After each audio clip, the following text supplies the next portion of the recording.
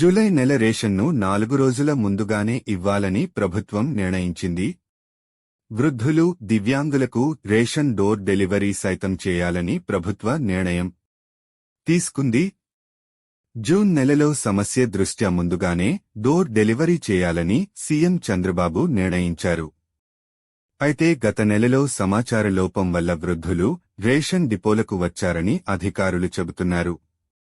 దేశవ్యాప్తంగా అత్యధిక పింఛను ఇస్తున్న రాష్ట్రాల్లో ఏపీ అగ్రస్థానంలో నిలిచింది.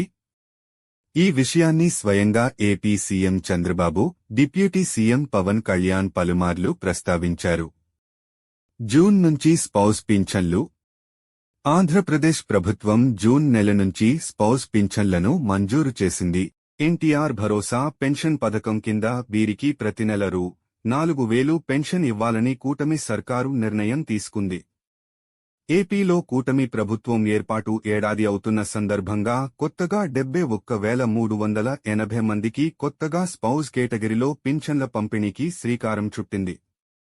పింఛను తీసుకుంటున్న భర్త చనిపోతే ఆ కుటుంబానికి ప్రభుత్వం ఆసరాగా నిలిచేందుకు అతడి భార్యకు ఆ తర్వాత నెల నుంచి స్పౌస్ పింఛన్ అమలు చేస్తోంది.